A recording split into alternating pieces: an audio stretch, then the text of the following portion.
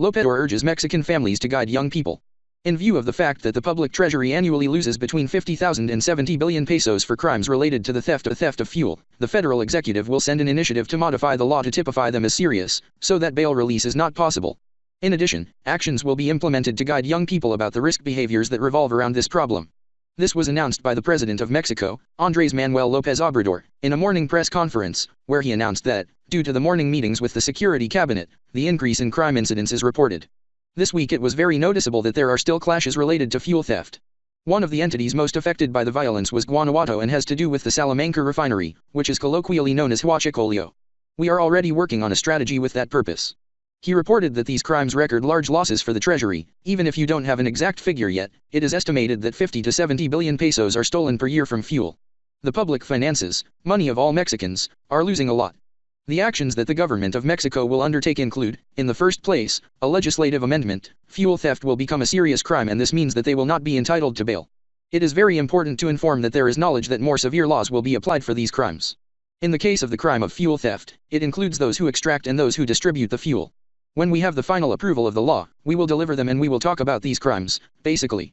However, the president indicated that it is nothing more to tighten the laws, so that next week a comprehensive plan to combat this crime will be presented, which includes strengthening consumer defense actions and an important line of action that includes citizen participation. I am sure that families will help me a lot, older adults will help me a lot. For example, we are going to reissue the Alfonso Reyes Moral Book to strengthen cultural, moral, and spiritual values. He added that the new moral constitution, which will be prepared by all Mexicans, will also serve as supporting material. I am going to send them to the elderly to help us, orienting in the family, talking with grandchildren about the importance of maintaining principles, of maintaining ideals, of maintaining values. Why am I going to send them to them? I am going to ask you, voluntarily, in the time you have left, to help you talk with your family, with your grandchildren. He added that the support of the media is of the first importance. Imagine, the law is passed to make fuel theft a serious crime. It is approved and applied, because now the one who steals 10 liters will be consigned without the right to bail. It is better that we know that there is information in everything. There are state police corporations that work, and others that generate a lot of distrust. Regarding security, the president informed that the call to start the work of the National Public Security Council, CNSP, where local authorities participate, will be issued in the next few days. The transfer of federal resources to the states will be addressed.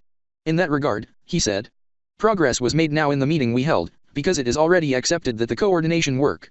In some cases, state governments are already participating in the coordination strategy. I hope that everyone will soon participate and that efforts will be added to guarantee peace and tranquility. And you have to do a job to improve municipal and state police. There are good cops corporations that work. There are others that generate a lot of distrust. In that sense, he mentioned the police in Mexico City as one of the best. It is a police that fulfills its function. I am sure that it will improve a lot for the head of government, for Claudia Sheinbaum. Another example is given in the south of the country. And the other police that I recognize for its effectiveness is the Yucatan police. There it should be noted that the head of the Yucatan police, of the state police, comes from the government of Cervera Pacheco, and other governments have passed, but he decided to appoint the same Secretary of Public Security, ratify him in office. It must take about 20 years, and the results are good, because Yucatan is one of the safest entities in the country. INAI costs 1,000 million pesos per year and corruption grew as never before. I hope it reduces salaries for senior officials. On the other hand, the head of the executive positively qualified the eventual approval of the Republican austerity law. I welcome that project. Hopefully and be approved, because there has to be austerity. He added that for many years the public budget was mainly dedicated to maintaining the same government, but now it is required to direct it to the population. As examples of autonomous organizations that have given few results at the expense of capital budgets, he stated, I'm going to give you two cases.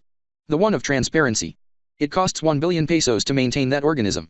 It was created, and how has it contributed to reduce corruption? On the contrary, corruption grew as never before the body was created. The salaries of the Institute of Transparency are up to 300,000 pesos per month. Another institute, that of the Educational Evaluation, 1,500 million pesos. The same, high officials, well attended, well served. In the case of the energy sector, regulatory bodies, such as mushrooms after the rain, appeared. Regulatory bodies for gas, for electricity, for oil, for energy. Salaries, also, of 300,000 pesos. To the above are added the poor results of these instances. López Obrador recalled. When the Institute of Transparency begins, there, by the year 2002, 2003, the first decision it makes is to keep it in reserve, that is, to hide the information on the tax forgiveness made by the federal government of large taxpayers who, by true, the deadline now expires in 2019. The first important decision. And the last one was keeping the Odebrecht case secret. In any case, the Institute of Transparency does not disappear. But yes, I hope that, as an autonomous body, make an austerity effort to reduce the salaries of senior public officials. Mexico will ratify ILO Convention 189. Regarding human rights, the President announced that Mexico will ratify Convention 189 on decent work for domestic workers before the International Labor Organization, ILO. We are going to do it. The agreement will be ratified. I will talk to the Secretary of Labor to agree and comply with this agreement. Likewise, he celebrated the recent decision of the Supreme Court of Justice of the Nation, SCJN, about the court. I also see it very well. I welcome the guarantee of rights to domestic workers. All rights.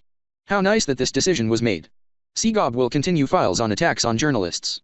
He also replied about the recent killings against journalists in Nayarit and in the state of Mexico. We are going to give protection to all citizens and all journalists. And the investigations of murders that have not been clarified, that those responsible have not been punished, will continue. Those files are not going to be closed. We are aware that there must be justice and protection for all journalists. This is an issue that Alejandro Encinas is seeing, Under Secretary of the Interior. Increase budget for sector. With regard to the recent disappearance of the Tourism Promotion Council, the President reiterated that it will be the embassies and consulates who will henceforth take over these functions, adding, "This fund was not handled with transparency. It was used in a discretionary manner to promote events of all kinds. Even without transparency, advertising was delivered to certain media. A portion of this money was handled from abroad. Therefore, the tourism taxes that the council handled will be used to build the Mayan train. Further, when you have next year's budget in your hands, you will find that one of the secretariats that will increase in budget is the Ministry of Tourism. You will have more budget. Nothing but this fund, which was not handled with transparency, will have a different orientation. I understand that this did not please some, but, as they say when the works are built, we offer apologies for the inconvenience caused by this decision," he concluded.